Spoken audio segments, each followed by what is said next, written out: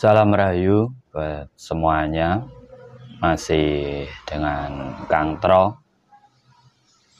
Mungkin dalam video-video Kang Tro ada pro dan kontra versi untuk teman-teman spiritual semua. Karena berbagai macam teknik dan laku spiritual saya bagikan secara umum.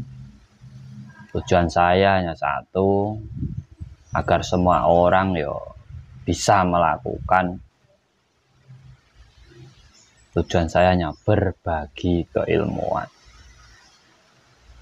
Dalam keilmuan Jawa kuno, ada salah satu ilmu yang mungkin juga menjadi misteri di kalangan spiritual. Terkadang orang yang mempunyai ilmu ini dianggap sudah mumpuni spiritualnya, yaitu menyakiti tanpa menyentuh, atau bahasa kasarnya membalas tapi tidak menyentuh orang yang dituju. Jadi sebenarnya ilmu itu juga ada. Ilmu ini penggabungan, dan tidak semua orang itu bisa menguasai ilmu ini. Jadi buat teman-teman semuanya, jika ada orang yang berbicara tentang ilmu ini, dia memakai sarana boneka, darah, foto, saji-saji untuk memanggil jin katanya. Orang yang mempraktekkan ilmu ini masih memanggil jin, entah itu dari suatu tempat atau makhluk-makhluk gaib, berarti dia belum bisa dengan ilmu ini. Ilmu membalas tanpa menyentuh atau membunuh tanpa menyentuh, ilmu ekstrim sebenarnya, ilmu ekstrim di tingkat spiritual. Itu penggabungan antara keyakinan diri, kekuatan rasa, kekuatan pikiran.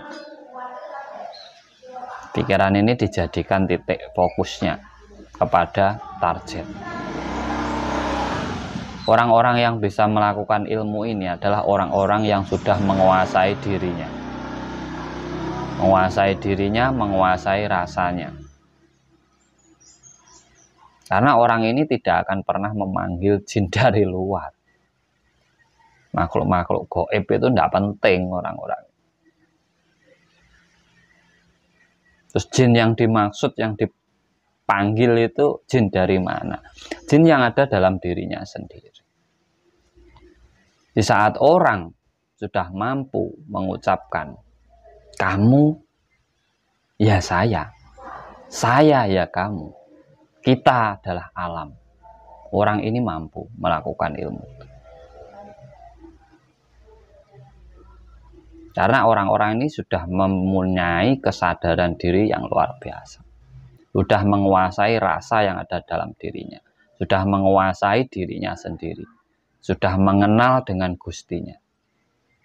Jadi kalau ada yang ngomong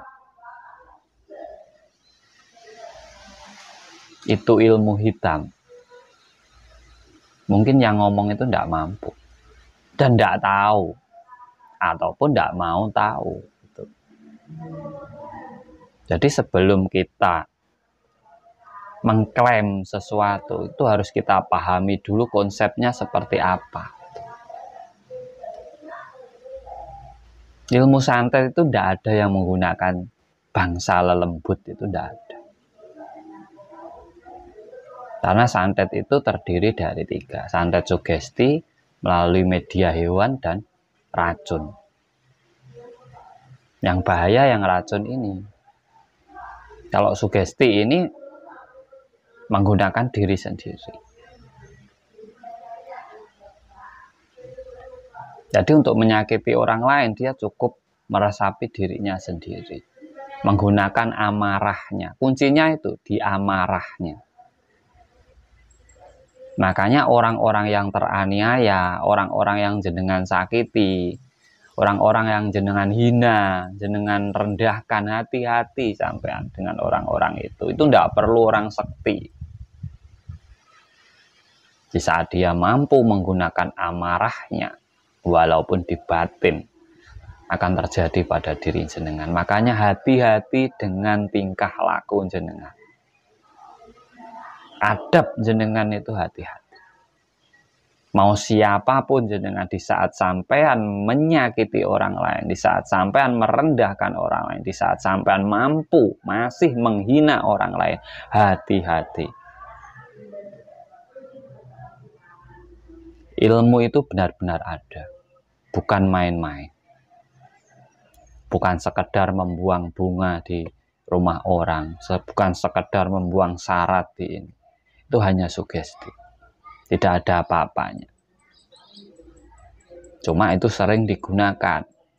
Makanya buat panjenengan yang rumahnya, usahanya dibuangi sesuatu oleh orang, jangan dibahas. Disapu saja. Tidak ada apa-apanya itu.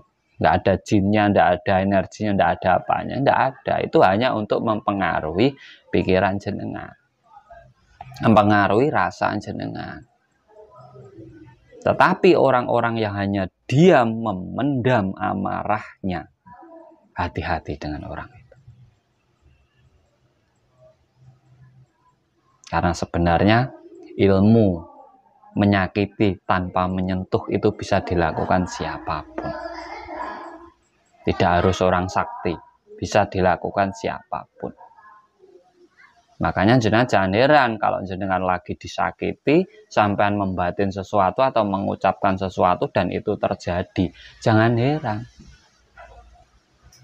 Secara tidak langsung jenengan itu sudah menyuruh jin dalam diri jenengan untuk menyakiti orang itu. Dari apa? Amarahmu. Hawa nafsumu, amarahmu, itulah jin yang ada dalam dirimu, yang kamu suruh, yang kamu fokuskan ke orang tersebut. Jadi saya harap orang yang sudah melihat video ini jadi lebih hati-hati dalam hidupnya, lebih menghargai orang lain, tidak mudah merendahkan orang lain. Jangan pernah menyepelekan seseorang. Jalmo tan keno kiniro. Anda tidak bisa mengukur kemampuan seseorang. Karena di saat kondisi terdesak, apapun bisa dia lakukan. Walaupun tanpa harus menyentuh jenengan. Semoga bermanfaat. Salam cerdas.